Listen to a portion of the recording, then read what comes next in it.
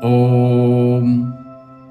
ॐ सहना भवतु सहनौ भुनक्तु सह वीर्यं करवावहि तेजस्विनावदितमस्तु मामविद्विषावहहि।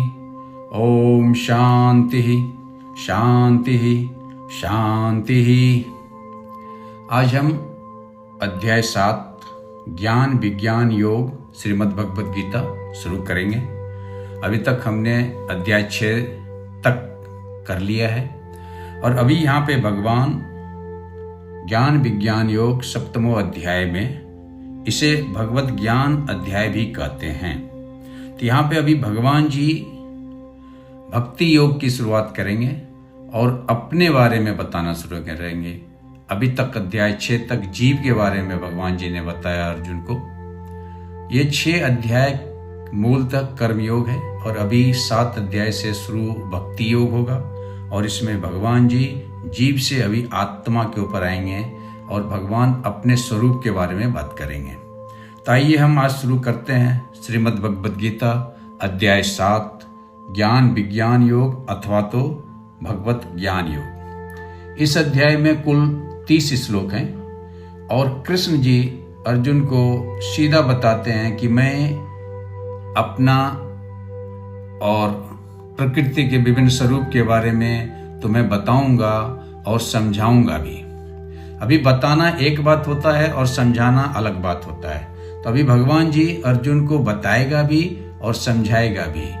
और इस अध्याय के बाद 8, 9, 10, 11 इस अध्याय में क्रमशः भगवान जी उसे अपने बारे में बताएंगे, अपने स्वरूप के बारे में बताएंगे, समझाएंगे, दिखाएंगे और डराएंगे भी।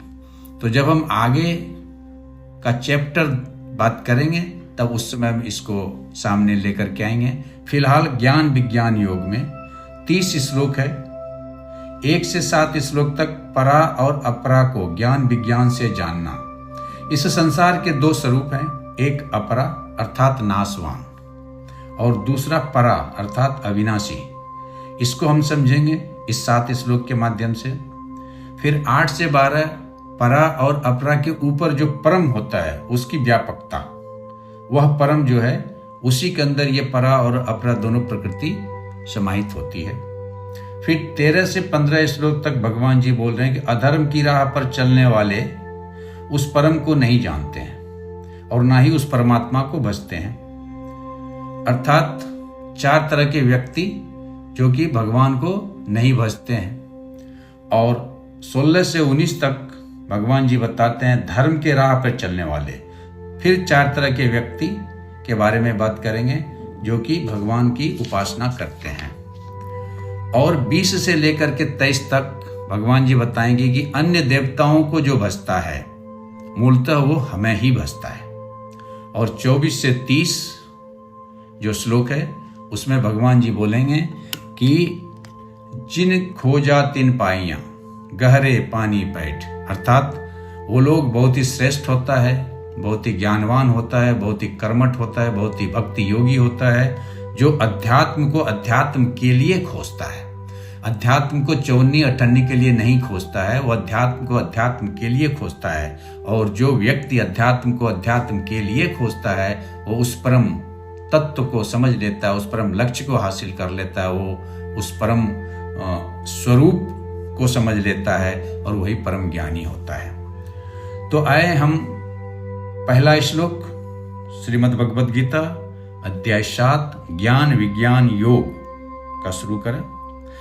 श्री भगवान उवाच मय्यासक्त मना पार्थ योगम युज्यन्न मत आश्रयः असंशयम समग्रम माम यथा ज्ञास्यसि तत शृणु। श्री भगवान जी बोलते हैं, हे प्रथापुत्र, हे पार्थ, अब सुनो कि तुम किस प्रकार मेरी भावना से पूर्ण होकर और मन को मुझ में आसक्त करके योगाभ्यास करते हुए मुझे पूर्णतया संशय रहित जान सकते हो। इसका दूसरा सरल अर्थ में, हे पार्थ, मुझ में मन लगा, मेरा ही आश्रय लेकर के योग का अभ्यास करते हुए जैसे तू संदेह रहित होकर मुझे संपूर्ण रूप से जानेगा, उसे सुन। अभी यहां भगवान जी 4-5 चीजें बता रहे हैं अर्जुन को। और पहला ही श्लोक में भगवान जी गारंटी देने की कोशिश कर रहे हैं, पहला ही श्लोक में भगवान जी कॉन्फिडेंस देने की कोशिश कर रहे हैं अर्जुन को कि यथा ज्ञास्यसि तथा शृणु, जिस तरह से तुम संपूर्ण रूप से मुझे जानेगा उसी तरह से मैं तुम्हें बताऊंगा। यानी कि मैं तुम्हें ज्ञान और विज्ञान के द्वारा अपने स्वरूप को, अपने संपूर्णता को, अपने व्यापकता को समझाऊंगा। और जब भगवान जी मैं शब्द का प्रयोग कर रहा है तो इसका अर्थ है आत्मा, प्रभु, परमात्मा, जो भी आप कह लें।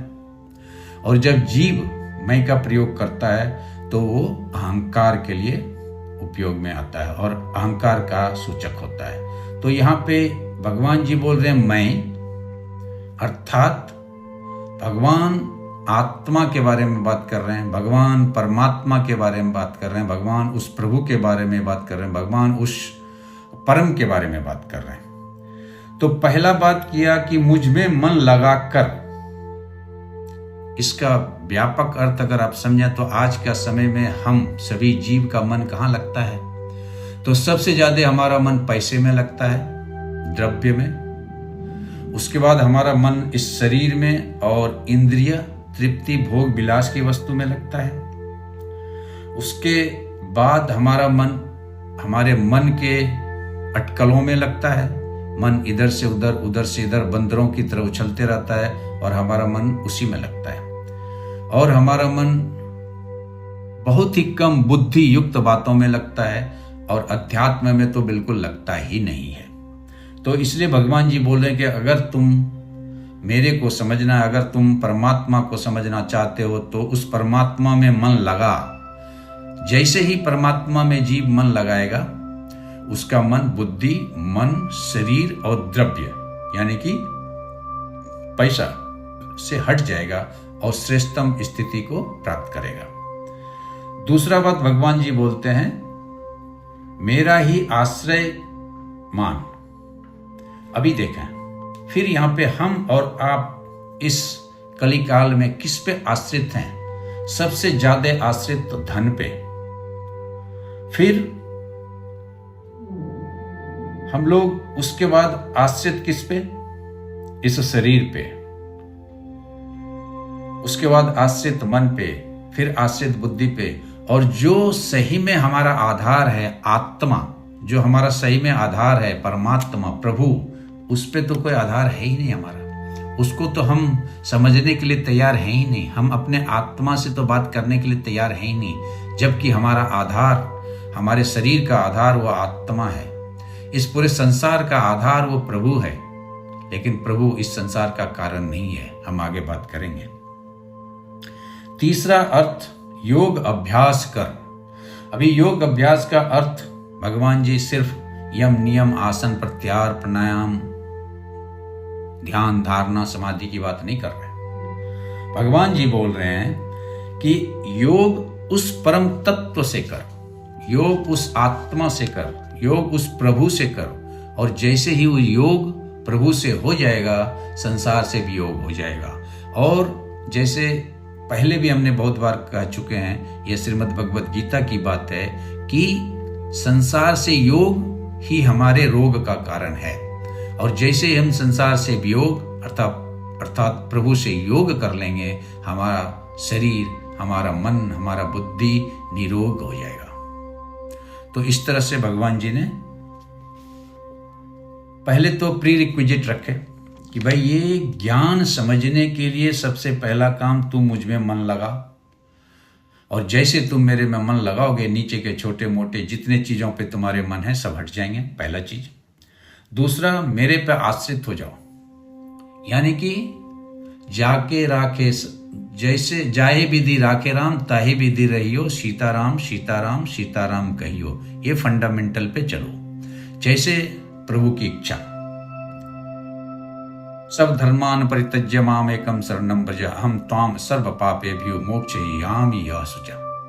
18 नंबर अध्याय श्रीमद् भगवत गीता में भगवान जी ने अर्जुन को बोला कि सारे धर्मों को, सारे कर्मों को छोड़, सिर्फ मेरा आश्रय ले। और तीसरा, योग अभ्यास कर। परम से जुड़ने की कोशिश करो। और जैसे परम से जुड़ने की कोशिश करोगे, नीचे के सारे छोटे मोटे चीज ऑटोमेटिक छूट जाएंगे। और इसी बात को आगे बढ़ाते हुए भगवान जी श्लोक नंबर 2 में बोल रहे हैं कि ज्ञानम ते अहम सह विज्ञानम इदम बक्ष्यामि अशेषतः यत गत्वा न ईह भूयः अन्यत ज्ञातम अविश्यते। हे अर्जुन, अब मैं तुमसे पूर्ण रूप से व्यवहारिक तथा दिव्य ज्ञान कहूंगा। इसे जान लेने पर तुम्हें जानने के लिए और कुछ भी शेष नहीं रहेगा। दूसरा अर्थ थोड़ा सा सरल भाषा में, मैं इस ज्ञान को विज्ञान सहित संपूर्ण रूप से तुम्हें बताऊंगा। भगवान जी बता रहे हैं, जिसको जानने के बाद इस संसार में अथवा इस संसार के बाद कुछ भी जानने योग्य शेष नहीं रहेगा। बहुत ही इंपॉर्टेंट भगवान जी ने बोला कि इस संसार में अथवा इस संसार के बाद कुछ भी जानने योग्य बाकी नहीं रहेगा। अभी इस बात को थोड़ा समझें। व्यवहारिक तौर पे हम और आप सभी इस संसार में माया रूपी नींद में स्वप्नवत हैं। माया के चादर के नीचे हम छिपे हुए हैं इस संसार में। इसलिए हमें उस माया के उस पार जो प्रभु है उसके बारे में हमें पता नहीं। ठीक उसी तरह से जिस तरह से हम जब सो जाते हैं और उस सोते हुए अवस्था में हमें कोई स्वप्न आता है, तो जब तक हम नींद में हैं उस स्वप्न को ही हम सच समझ के बैठते हैं। लेकिन जैसे ही हमारा नींद खुलता है वो स्वप्न क्या होता है, खत्म हो जाता है। स्वप्न सच्चाई है नहीं, लेकिन चूंकि हम नींद में हैं इसके लिए वो स्वप्न सच्चा लगता है। लेकिन जैसे ही हम जागृत अवस्था में आ जाते हैं, जैसे ही हम उस नींद से जग जाते हैं, तो वो सारा स्वप्न जो है वो खत्म हो जाता है। इसी तरह से यह संसार वास्तविकता है नहीं, लेकिन माया के कारण ये सारा संसार हमें उस स्वप्न के भांति भासता है, सच लगता है। लेकिन जैसे इस संसार के माया मोह से हमारी नींद खुलती है, जैसे हम प्रभु से समीप हो जाते हैं, ये सारा संसार स्वप्नवत लगता है, सारा संसार एक माया लगता है। अभी इसे दूसरे उदाहरण के द्वारा समझें। जब आप रेगिस्तान में कहीं जा रहे हैं या किसी जंगल में जा रहे हैं तो आप कंपास लेते हैं और वो कंपास आपको नॉर्थ डायरेक्शन बताता है। और जैसे आपको पता चल जाता है कि नॉर्थ डायरेक्शन इधर है, तो बाकी तीनों direction east, west and south आपको पता चल जाता है। ठीक उसी तरह से आप अध्यात्म रूपी कंपास को जब धारण करते हैं तो बाकी सारे पैरामीटर्स उस अध्यात्म तक पहुंचने के लिए आपको पता चल जाता है। और इसी बात को भगवान जी जब आगे बढ़ाते हैं श्लोक नंबर 3 में, तो भगवान जी कहते हैं, मनुष्यानाम सहस्त्रेषु कश्चित अतति सिद्धये यतताम अपि सिद्धानाम कश्चित मां वेत्ति तत्ववत्। हे अर्जुन, हजारों मनुष्यों में से कोई एक मनुष्य ही सिद्धि के लिए यत्न करता है, और उस यत्न करने वाले हजारों लोगों में से कोई एक ही मुझे परम तत्व को जानता है। अभी यहाँ पे भगवान जी कितना बड़ा बात हमारे और आपके लिए, जो इस अध्यात्म के रास्ते पे चले हैं, उसके लिए बोल दिए कि इस दुनिया में हजारों लाखों लोग हैं। उस हजारों और लाखों लोग में कुछ मनुष्य ही इस अध्यात्म में चलने का प्रयत्न करता है, और उस हजारों लोगों में जो इस अध्यात्म पथ पे चलने का यत्न करता है, कुछ ही लोग हैं जो भगवान को तत्ववत जानता है। अभी यहां पे देखें, अधिकतर लोग जो हैं अध्यात्म के रास्ते पे चलते हैं, तो उसका रीजन अध्यात्म को प्राप्त करना नहीं होता है। उसका रीजन अथवा तो समाज में अथवा तो परिवार में एक ख्याति प्राप्त करना होता है। दूसरा, उस अध्यात्म के रास्ते पे बहुत सारे कामना रूपी लोभ आपको मिलेंगे। बहुत सारे लोग उस कामना रूपी लोभ में ही फंस जाते हैं, लेकिन बिरला ही कोई ऐसा होता है जो कि उस सारे कामनाओं को दरकिरार करते हुए अंतिम लक्ष्य, जो मोक्ष का लक्ष्य है, जो आत्म साक्षात्कार का लक्ष्य है, जो एक परम तत्व को प्राप्त करने का लक्ष्य है, उसे प्राप्त कर पाता है। तो भगवान जी बोलते हैं कि हजारों लाखों में कोई बिरला ही ऐसा है जो सारे कामनाओं को, सारे संसारिक विषय भोग विलास वस्तु को अलग करते हुए हम तक पहुंच पाता है। और किसी शायर ने क्या, सुबह होती है शाम होती है, सुबह होती है शाम होती है, जिंदगी यूं ही तमाम होती है। हम मशीन की तरह ताउम्र सांसारिक भोग विलास वस्तु के लिए काम करते रहते हैं और एक समय आता है जब हम चाहते हुए भी कुछ नहीं कर पाते हैं। उस परम तत्व को प्राप्त करने के लिए जो रिक्विजिट है वो शुरू से ही करना चाहिए हमको और आपको, तब हम और आप उस तत्व को प्राप्त कर सकते हैं। उस बिरले में आपका और हमका गिनती हो सकता है। इस संसार में हम और आप भेड़ चाल चलते हैं, भेड़ की तरह झुंड में चलना पसंद करते हैं, सुरक्षित महसूस करते हैं। लेकिन आत्म साक्षात्कार को प्राप्त करने के लिए जो व्यक्ति निकलता है वो शेर की तरह होता है। वो अकेला अपना रास्ता बनाता है। अकेला चलो रे, अकेला चलो रे, रविंद्रनाथ टैगोर ने कहा। राह पकड़कर एक चला चल मिल जाएगी मधुशाला, हरिवंश राय बच्चन ने कहा। एक रास्ता पकड़ो, जो भी रास्ता पकड़ो, एक रास्ता पकड़ो और उस रास्ते को ही आप पकड़ करके आगे भगवान तक पहुंच सकते हो, मंजिल तक पहुंच सकते हो। तो आज 3 श्लोक तक हमने किया। 4 श्लोक से आगे अगले सत्र में हम करेंगे। तब तक के लिए ओम पूर्णमद पूर्णमिदं पूर्णात् पूर्णमुदच्यते पूर्णस्य पूर्णमादाय पूर्णमेवावशिष्यते। ओम शांति शांति शांति। धन्यवाद।